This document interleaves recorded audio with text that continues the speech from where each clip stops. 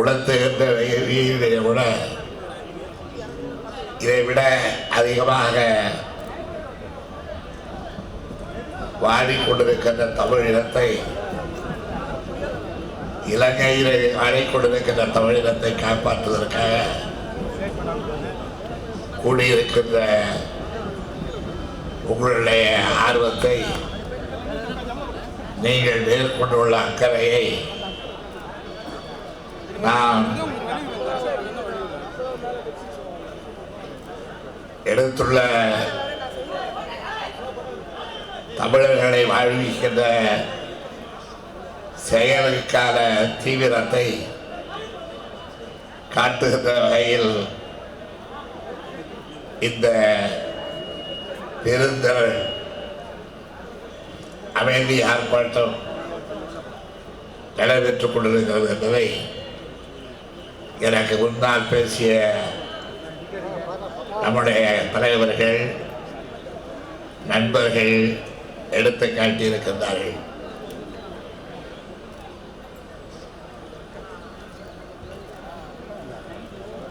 India இன்றைய தினம் கடந்த காலத்திலே இருந்த பல பிரபலங்களால் சாதிக்க முடியாதவர்களை எல்லாம் சாதிக்க திறமையாகிவிட்ட, சாதிக்கின்ற வல்லமை வாய்ந்த பிரதமரை பெற்றிருக்கிறது என்று பலரும் நம்புகின்ற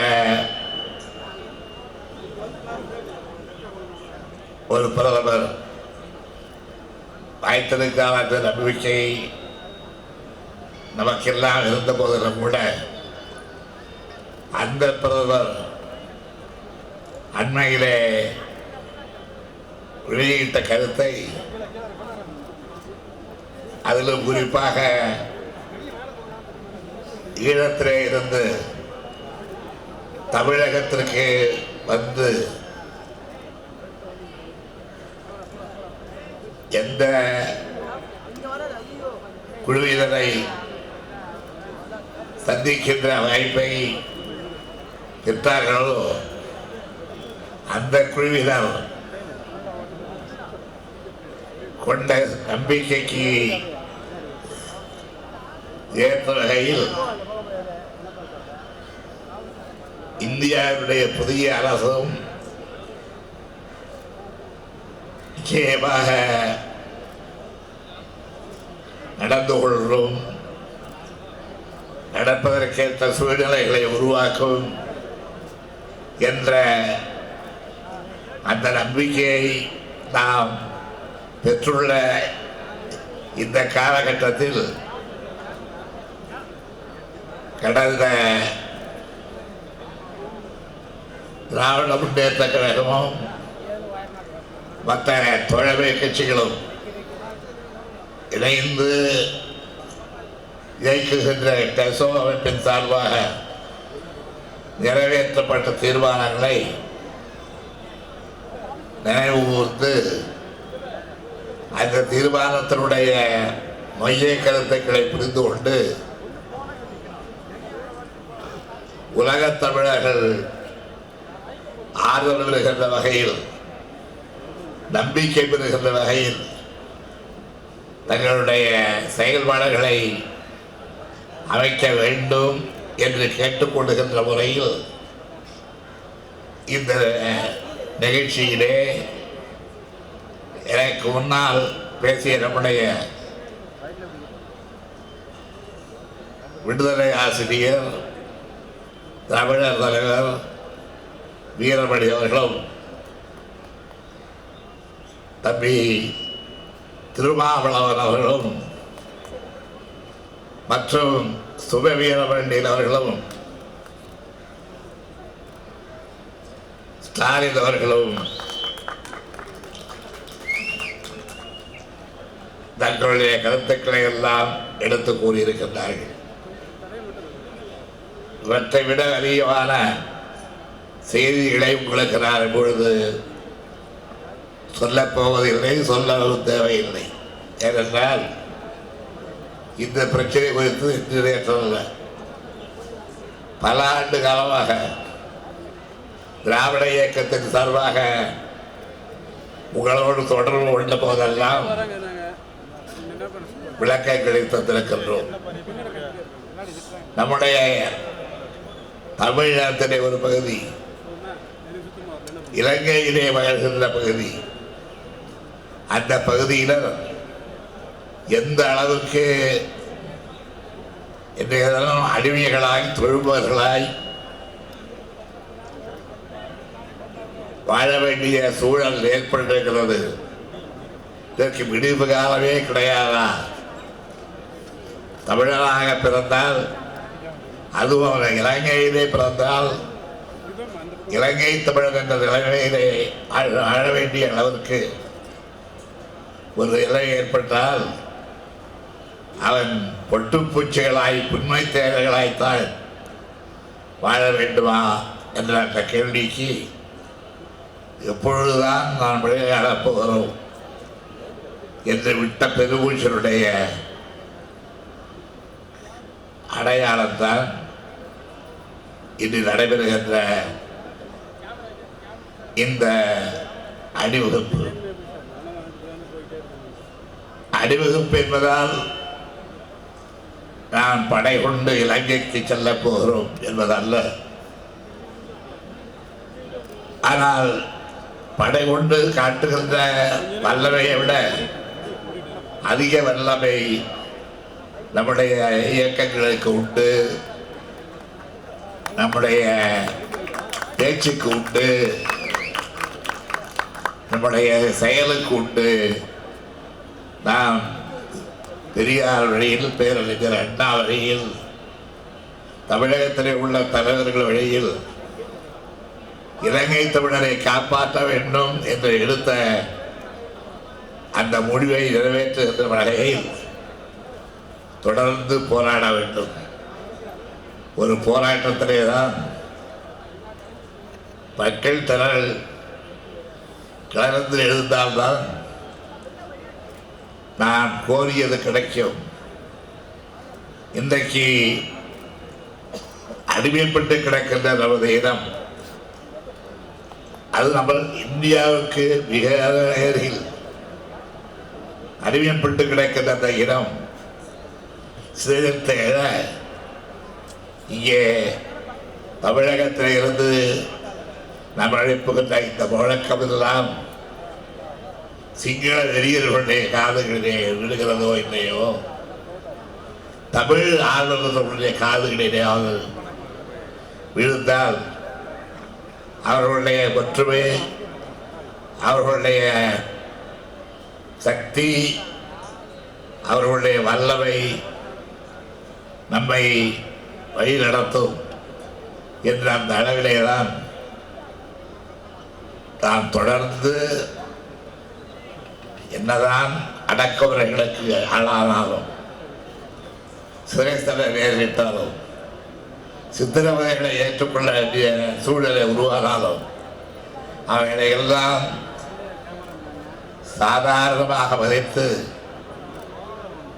தமிழன் வாழ வேண்டும், அவனை வாழ வைக்க வேண்டும். பக்கத்து தீவிலே உள்ள தமிழனை வாழ வைக்க முடியாமல் இங்கே உள்ள தமிழன் வாழ்ந்தால் வாழாவிட்டால் என்ன என்கின்ற அந்த சூழலை ஏற்க வேண்டும் என்பதற்காகத்தான் இன்றைய தினம் இங்கு மாத்திரமல்ல, தமிழகத்திலே இன்றைக்கு மாத்திரமல்ல, தொடர்ந்து இது போன்ற அணிவகுப்புகள் நடைபெற வேண்டும். அப்படி நடைபெற்றால் அது கேளாக்காதவர்களுடைய காதுகளை திறக்கும் என்பதற்காகத்தான் இன்றைய தினம் நாம் இந்த முழக்கத்தை தமிழகத்தின் தலைநகரம் சென்னையிலே நடத்தி கொண்டிருக்கின்றோம். இந்த முழக்கம் கேட்டு ராஜபக்சேனுடைய செழிப்பறகு கீழட்டும் என்றல்ல, ராஜபக்சேயை நாம் அமைதியான முறையிலேதான் ஆர்வடியிலேதான் கேட்கிறோம். அவர் வெளியிலே அல்ல. ராஜபக்சேனுடைய வழி வன்முறை வழி, பலாத்கார வழி, படுகொலை வழி, தமிழர்களுடைய பிணங்களை கழுகின்ற வழி. அந்த வழியை நாம் மேற்கொள்ளாமல் அற வழியில், அண்ணா வழியில், ஐயா வழியில், தமிழர்கள் நெறிப்படி ஏற்றுக்கொண்ட அந்த வழியில் சந்திக்கின்றோம். இந்த சந்திப்பதில் எங்களுக்கு நீங்கள் இந்த கொளுத்துகின்ற வெயிலே கூட நீங்கள் பக்கம் என்றைக்கும் இருப்போம் என்பதை காட்டுகின்ற வகையிலே நீங்கள் உங்களுடைய உணர்வை வெளிப்படுத்தி இருக்கின்ற காரணத்தால் அச்சமிடுவது இல்லையே. உச்சி மீது வானெழுந்து வீடுகின்ற போதிலும் அச்சமென்பதில்லையே என்று அந்த பாரதியுடைய பாடல்களுக்கு எடுத்துக்காட்டாக நாம் நிற்போம், நின்று வெற்றிடுவோம். இன்றைக்கு நாம் முழு வெற்றியை பெற முடியாவிட்டாலும் கூட வெற்றிக்கான அடையாளங்கள் தெரிவித்த தொடங்கி இருக்கிறது. அந்த வெற்றிக்கான அடையாளங்களை நம்பிக்கை நட்சத்திரமாக கொண்டு இந்த டெசோ அமைப்பின் சார்பாக எடுக்கிற முயற்சிகளுக்கெல்லாம் தமிழர்களுடைய ஆதரவு தொடர்ந்து இருக்கும் என்ற நம்பிக்கையோடு உங்களை சந்தித்த இந்த அருமையான நிகழ்ச்சியிலே நான் நம்பிக்கை பெற்று உங்களையும் நம்பிக்கை பெறுங்கள் என்று கேட்டுக்கொண்டு அனைவரும் சேர்ந்து ஒத்துழைத்தால், அனைவரும் சேர்ந்து போராடினால் நாம் அடைக்கின்ற சுதந்திரத்தை இந்தியாவுக்கு மாத்திரமல்ல, இந்தியாவுக்கு அருகிலே உள்ள ஈழத்திலும் வாழ்கின்ற தமிழருக்கு உண்மையான சுதந்திரத்தை, சுயமரியாதை வாழ்வை தருவதற்கு நாம் நிச்சயமாக நம்முடைய போராட்டத்திலே வெல்வோம் வெல்வோம் என்று கூறி விடைபெறுகின்றேன். நன்றி. உரிய நேரத்தில் தலைவர் கலைஞர் அவர்கள் இந்த ஆர்ப்பாட்டத்தை ஒருங்கிணைத்திருக்கிறார். செப்டம்பர் 25 ஐநா பொதுப்பேரவையில் ராஜபக்சே பேசுவதற்கு அழைக்கப்பட்டிருக்கிறார். இது வெந்த புண்ணில் வேல் பாய்ச்சுவதைப் போல அமைந்திருக்கிறது. ஒரு இனப்படுகொலை குற்றவாளி, மனித உரிமை மீறல் குற்றவாளி, சர்வதேச குற்றவாளி கூண்டில் நிறுத்தி விசாரிக்கப்பட வேண்டிய ஒரு குற்றவாளி, ஐநா மனித உரிமை ஆணையத்தில் அவர் மனித உரிமைகளை மீறியிருக்கிறார் என்பதை ஆதாரத்தோடு எடுத்து சொல்லி நவநீதம் பிள்ளை அவர்கள் ஒரு சர்வதேச விசாரணை குழுவை நியமித்திருக்கிற நிலையில் ராஜபக்சேவை ஐநா பொதுப்பேரவையில் பேசுவதற்கு அழைப்பு விடுத்திருக்கிறார்கள். இதற்கு ஐநா பொதுப்பேரவை மட்டுமே பொறுப்பல்ல, அமெரிக்க ஏகாதிபத்தியமும் இதற்கு பொறுப்பாகும். ரஷ்ய நாடு உக்ரைன் மீது தாக்குதல் நடத்துகிறது என்பதை கண்டிக்கிற ஐநா பேரவை, அதற்காக ரஷ்யாவுக்கு பல்வேறு கட்டுப்பாடுகளை விதிக்கிற அமெரிக்க ஏகாதிபத்தியம் இன்றைக்கு ஈராக்கிலே ISIS என்கிற அமைப்பு தம்முடைய ஆட்சி அதிகாரத்தை கைப்பற்றுவதற்காக போராடி கொண்டிருக்கிற நிலையில் அதனை கண்டிக்கிற ஐநா பொதுப்பேரவை அல்லது ஐநா நிர்வாகம், அதை கண்டிக்கிற அமெரிக்க ஏகாதிபத்தியம் ராஜபக்சே விவகாரத்தில் தமிழ் சமூகத்திற்கு எதிராகவே செயல்பட்டு வருகிறது. இதற்கு இந்திய அரசும் பொறுப்பு என்பதை யாரும் மறுத்துவிட முடியாது. ஐக்கிய முற்போக்கு கூட்டணியின் அரசு மாறினால் எல்லாம் மாறிவிடும் என்று தமிழ்நாட்டிலே சில பேர் ஜோசியம் சொல்லிக் கொண்டிருந்தார்கள். ஐக்கிய முற்போக்கு கூட்டணி அரசில் திராவிட முன்னேற்ற கழகமும் இணைந்திருக்கிறது. அதனால் ராஜபக்சேவின் இனப்படுகொலைக்கு திமுகவும் பொறுப்பு, ஐக்கிய முற்போக்கு கூட்டணி அரசும் பொறுப்பு என்று விமர்சித்தவர்கள் இன்றைக்கு வாய்மூடி மௌனித்து ஊமையாய் கிடக்கிறார்கள். ஐக்கிய முற்போக்கு கூட்டணி அரசின் நிலைப்பாட்டில் இருந்து மோடி அரசின் நிலைப்பாடு எந்த வகையிலே மாறுபட்டு இருக்கிறது, வேறுபட்டு இருக்கிறது, தமிழர்களுக்கு ஆதரவாக இருக்கிறது என்று விளங்கவில்லை. சொல்ல போனால் காங்கிரஸ் அரசாங்கம் அமைந்த போதெல்லாம், பிரதமர் பதவி ஏற்கிற போதெல்லாம் ஒரே ஒரு முறை கூட சார்க் நாடுகளின் தலைவர்களை பிரதமர் பதவியேற்பு விழாவுக்கு அழைத்ததே கிடையாது. அப்படி ஒரு வரலாறே கிடையாது.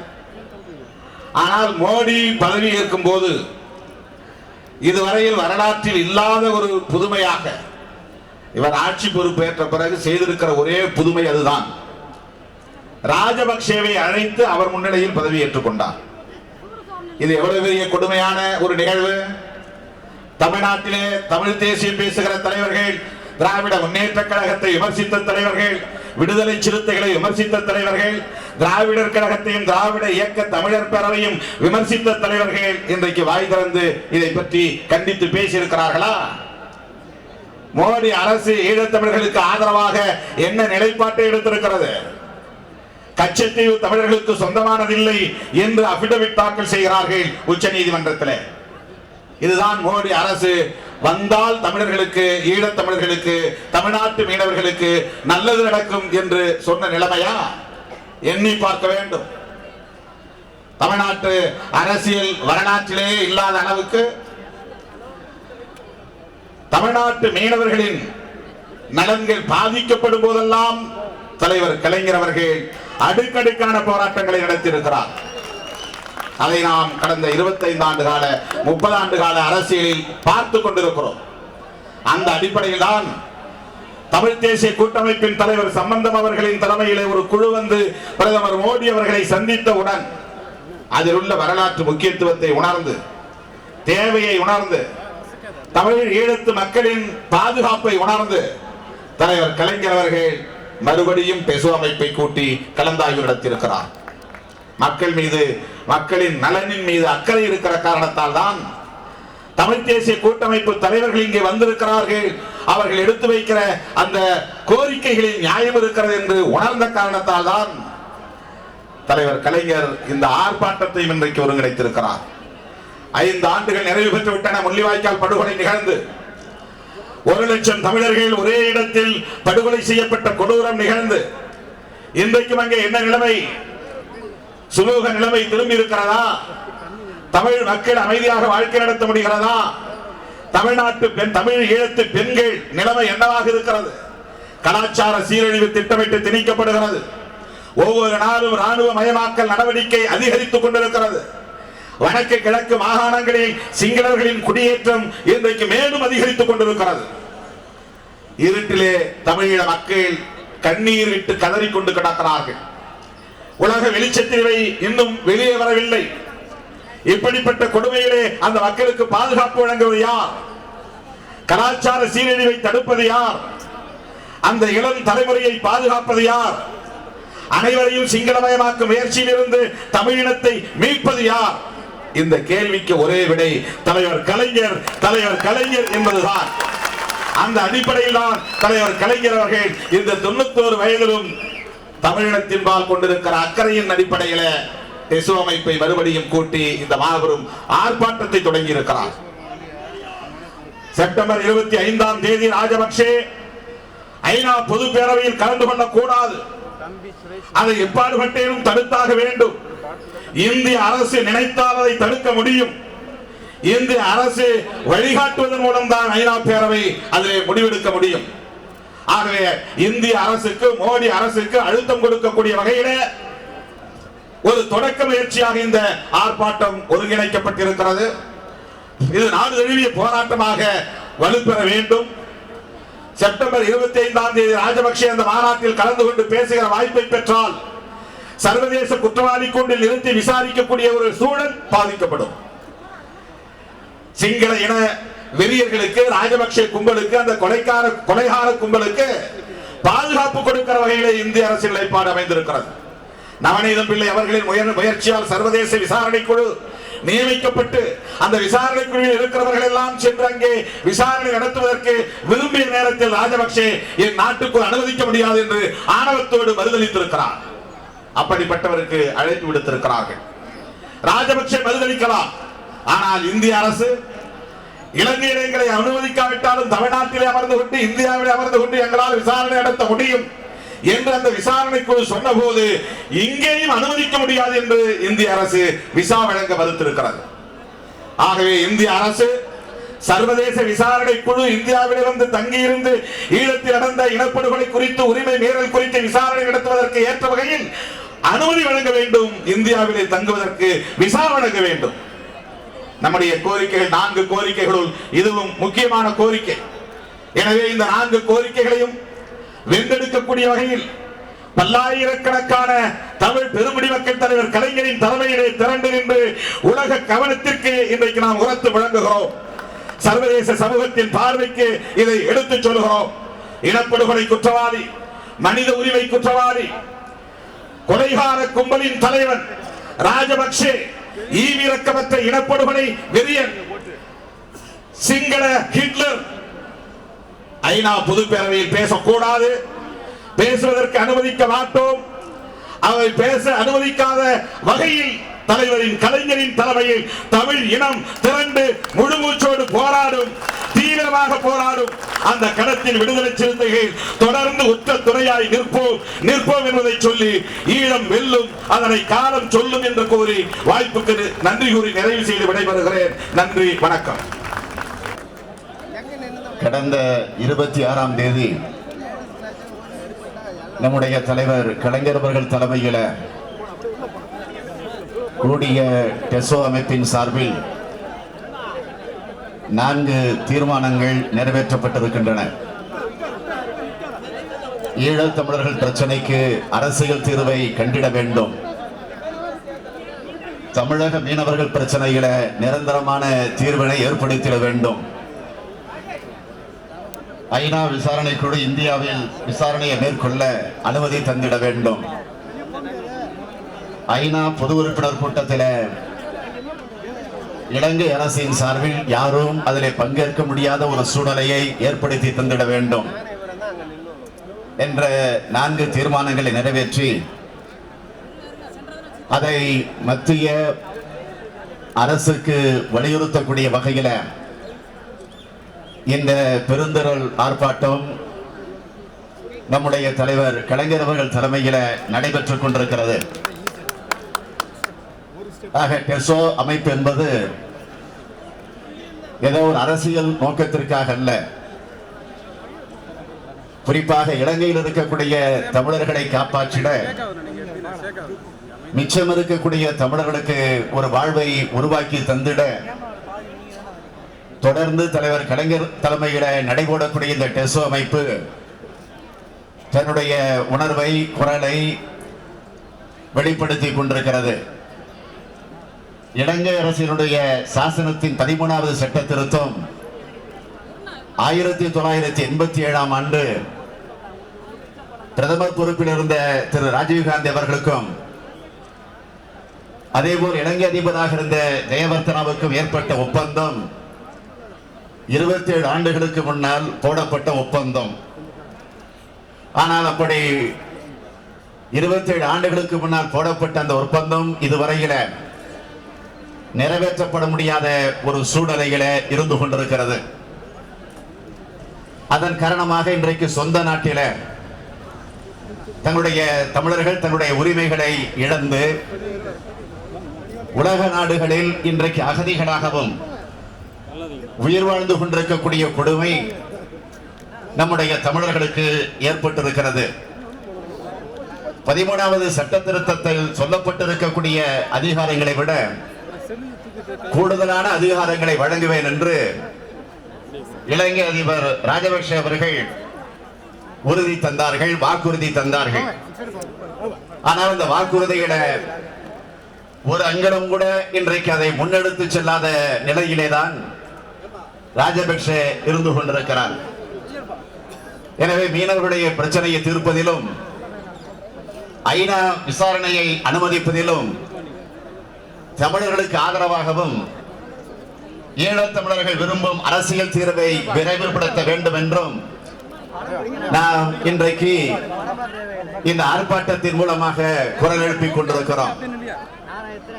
அது மட்டுமல்ல, சீனாவையும் பாகிஸ்தானையும் அருகே வைத்துக் கொண்டு இந்திய அரசை மிரட்டிக் கொண்டிருக்கக்கூடிய ராஜபக்சேயின் சூழ்ச்சிக்கு இன்றைக்கு பிரதமர் பொறுப்பில் இருக்கக்கூடிய மோடி அரசு அதற்கு பலியாகிவிடக் கூடாது என்பதைத்தான் இந்த ஆர்ப்பாட்டம் உணர்த்தி கொண்டிருக்கிறது.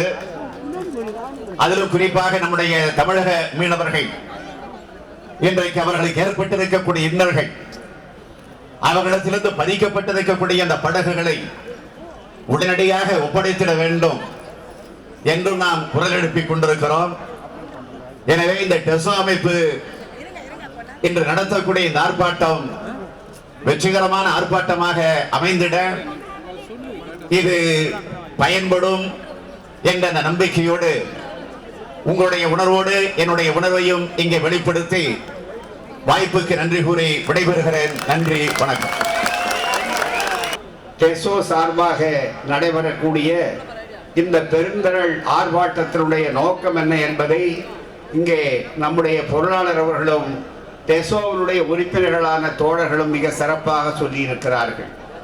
வருகின்ற செப்டம்பர் 25ஆம் தேதி ஐக்கிய நாடுகள் மாமன்றத்திலே அங்கே உரையாற்றுவதற்காக ஐக்கிய நாடுகளால் அமைக்கப்பெற்ற மனித உரிமை ஆணையம் மனித உரிமை மீறல்களுக்காக குற்றவாளி கூண்டிலே நிறுத்தப்பட்டு, போர்க்குற்றங்களுக்காக குற்றவாளி கூண்டிலே நிறுத்தப்பட்டு, மனித உரிமை மீறல்கள் எந்த அளவிற்கு இனப்படுகொலையாக மாற்றப்பட்டிருக்கின்றன என்பதையெல்லாம் மிக தெளிவாக உலகத்திற்கு அறிவிக்க வேண்டிய அந்த விசாரணை குழுவையே கூட நான் அனுமதிக்க மாட்டேன் என்னுடைய நாட்டிலே என்று கொக்கரித்துக் கொண்டிருக்கக்கூடிய இன படுகொலைக்கு முதல் ஆளாக இருக்கக்கூடிய சிங்கள பேரினவாதியாக இருக்கக்கூடிய ராஜபக்சேவை அங்கே அழைத்து அவருக்கு விருந்து கொடுப்பதைப் போல, உதைத்த காலுக்கு முத்தமிடுவதைப் போல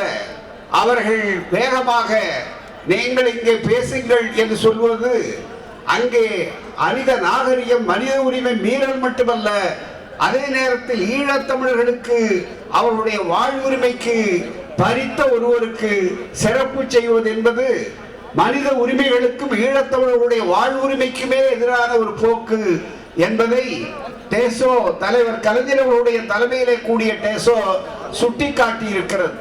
அதற்காகத்தான் இந்த ஆர்ப்பாட்டம். 4 தீர்மானங்களை பற்றி சொன்னார்கள்.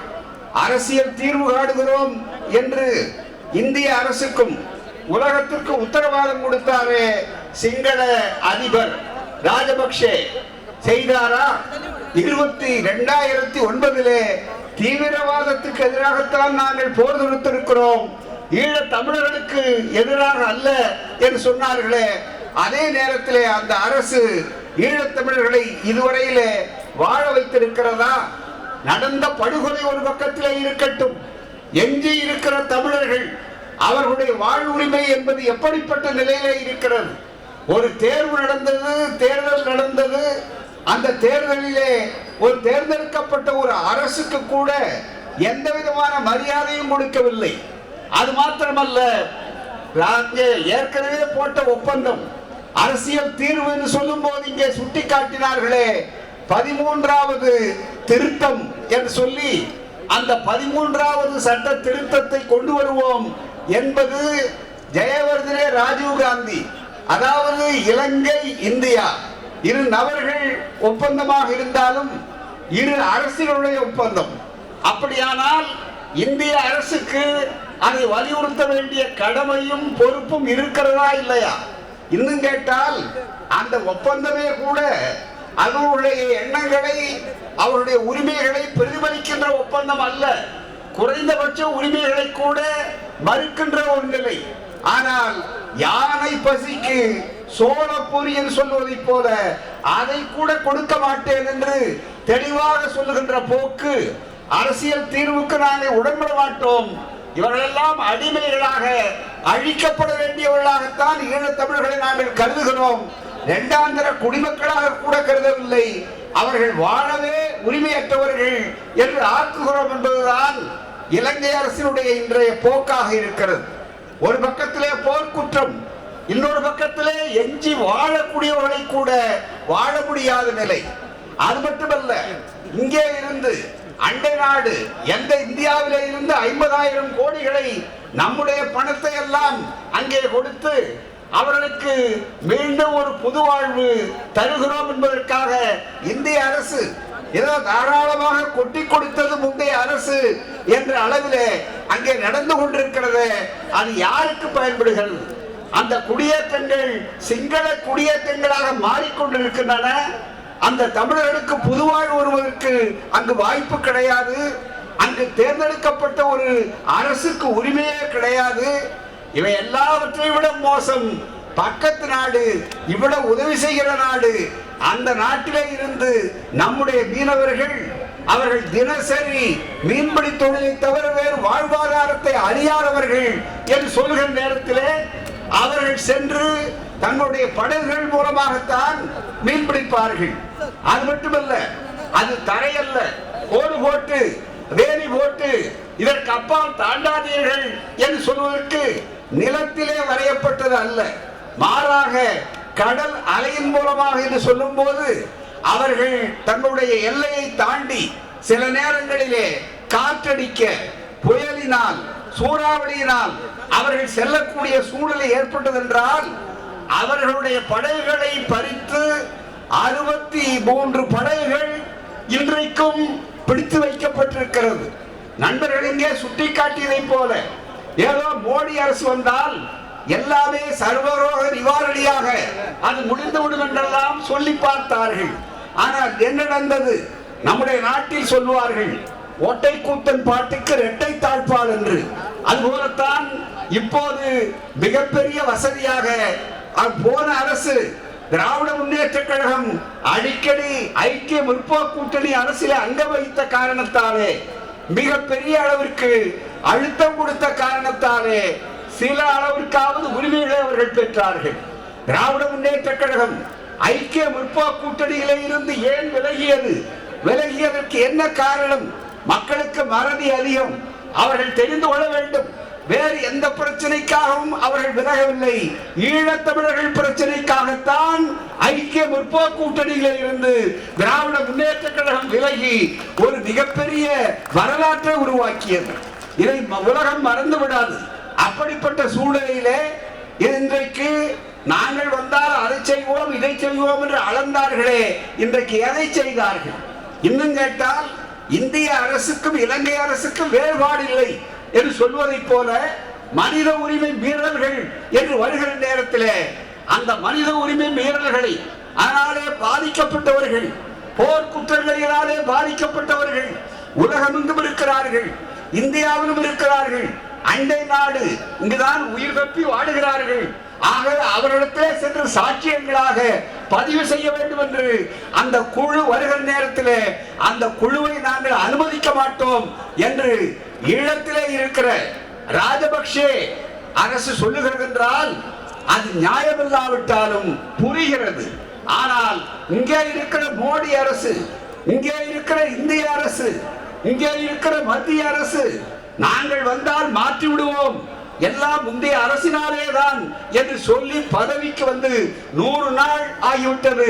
100லே 1 தவிர மீதி மிஞ்சி இருப்பது 2 பூஜ்ஜியங்கள் தான் என்று சொல்வதை போல இருக்கக்கூடிய சூழ்நிலை இருக்கிறது. இதை சுட்டி காட்டுவதற்கு இந்த டெஸ்ஸோவை விட்டால், திராவிடர் இயக்கத்தை விட்டால் வேறு நாதி உண்டா தமிழர்களே? எண்ணி பாருங்கள். ஆகவேதான் இந்த பெருந்தரள் ஆர்ப்பாட்டம் என்பது கேளிக்கைக்காக அல்ல, விளம்பரத்துக்காக அல்ல, இந்த தமிழர்களுடைய வாழ்வுரிமைக்காக மிக முக்கியமாக எண்ணி பார்க்க வேண்டும். இந்த நேரத்திலே அந்த படகுகள் திருப்பி கொடுக்கப்பட வேண்டும். ஒரு தமிழின துரோகி இந்த தமிழினத்தை காட்டிக் கொடுக்கின்ற ஒரு பார்ப்பன சுப்பிரமணிய சாமி அங்கே போய் நான் தான் சொல்லிக் கொடுத்தேன் என்று இலங்கை அரசுக்கு மிகப்பெரிய அளவிற்கு ஆலோசகர் என்று காட்டிக்கொண்டு இங்கே எரிகிற நெருப்பிலே பெட்ரோலை ஊற்றுவதை போல மீனவர்களுடைய வாழ்வாதாரத்தை கெடுத்துக் கொண்டிருக்கிறார் என்றால் இதற்கும் பாஜக அரசுக்கும் அவருக்கும் என்ன சம்பந்தம் சொல்லியாக வேண்டாமா? அவருடைய யாருடைய முத்திரையிலே போய் அவர் பேசிக் கொண்டிருக்கிறார்? அவர் வெளியுறவுத்துறையை அவரிடம் ஒப்படைத்திருக்கிறார்களா? இவைகளெல்லாம் கேட்பதற்கு இந்த அமைப்பை தவிர வேறு எந்த அமைப்பு இருக்கிறது? நன்றாக நீங்கள் நினைத்து பாருங்கள். கருமத்துக்குரியவர்கள் கடைசி வரையிலே இருப்பார்கள். கலைஞரை குற்றம் சொன்னார்கள். சகோதரர் திருமாவர்கள் சுட்டிக்காட்டியதை போல எங்களை சுற்றம் கொண்டார்கள். எங்களை யார் பாராட்டுகிறார்கள், யார் நன்றி செலுத்துகிறார்கள் என்பது முக்கியமல்ல நண்பர்களே. நாங்கள் ஆடாவிட்டால் எங்கள் சதை ஆடும். காரணம் எங்கள் இனம், எங்கள் இனம், எங்கள் இனம். அதைத்தான் எண்ணி பார்க்க வேண்டும். அந்த அடிப்படையிலே இன்றைக்கும் இதை கேட்பதற்கு டெசோவை தவிர, திராவிடர் இயக்கத்தை தவிர வேறு கிடையாது. இதைத்தான் நீங்கள் எண்ணி பார்க்க வேண்டும். இந்த அணியை தவிர வேறு யார் இருக்கிறார்கள்? நல்ல இன்னும் ஒரு வாய்ப்பு என்னவென்றால், இந்த நேரத்தில் நம்முடைய டெசோவின் தீர்மானத்தை எடுத்து தளபதியும் தோழர் டி.ஆர். பாலு போன்றவர்களும் சென்று சந்தித்த நேரத்தில் நவநீதம் பிள்ளை அவர்களை சந்தித்தார்கள். அந்த அம்மையாருடைய நடுநிலையான ஒரு போக்கும் மனித நேயத்திலே அவர்கள் வைத்த நம்பிக்கையும் தான் இந்த அளவிற்கு உலகம் இதை தெரிந்து கொள்ளக்கூடிய வாய்ப்பை உருவாக்கியது.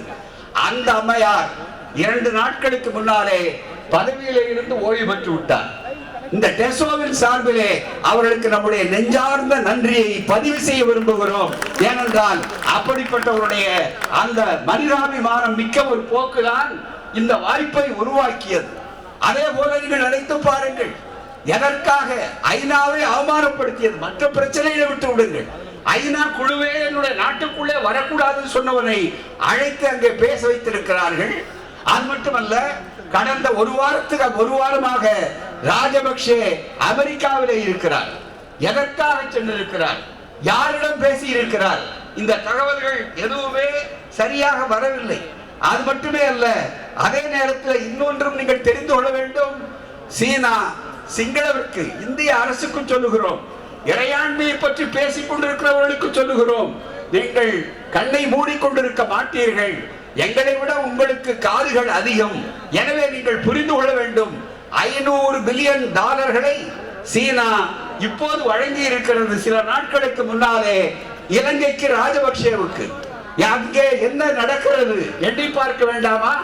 எனவேதான் இலங்கை இந்தியாவுடைய இறையாண்மை கண்ணோட்டத்திலும் சரி, மனிதநேய கண்ணோட்டத்திலும் சரி, மனிதாபிமான தமிழர் வாழ்வுரிமை கண்ணோட்டத்திலும் சரி, டெசோ எடுத்திருக்கிற தீர்மானங்கள், இந்த 4 தீர்மானங்கள், அரசியல் தீர்வு உருவாக வேண்டும், அதுபோலவே மற்றவர்களுக்கு அனுமதிக்க வேண்டும், அதுபோலவே ஐநா சபையிலே ராஜபக்சேவையோ மற்றவர்களை பேச அனுமதிக்க கூடாது என்பதெல்லாம் மனித உரிமை என்பாற்பட்டது. எனவே இறையாண்மை என்பாற்பட்டது. தேவையான ஒரு காலகட்டத்தில் தேவையான முடிவை தேவையான பொழுது தலைவர் கலைஞர்கள் டெசோவை கூப்பிட்டு அதை அழைத்து எடுத்திருக்கிறார்கள். எனவே இந்த பெருந்தள் ஆர்ப்பாட்டம் இருக்கிறது, இது கடைசி அல்ல, இதுதான் துவக்கம் ஒரு போராட்ட களத்திலே. இந்த போராட்டத்தினுடைய வடிவம் பல வடிவங்களை இனி பெரும் பெருமன் சொல்லி விடைபெறுகிறேன். வணக்கம், நன்றி. தமிழ் ஈழம் என்பதுதான் ஒரே தீர்வு. அதற்கு பொது வாக்கெடுப்பு என்பதுதான் சரியான தீர்வு. அந்த தீர்வை நோக்கி நகர்த்துவோம், நகர்த்துவோம், நடப்போம். வாரீர், வாரீர் என்று அழைத்து முடிக்கிறேன். வணக்கம், நன்றி. வாழ்க பெரியார், வளர்க பகுத்தறிவு.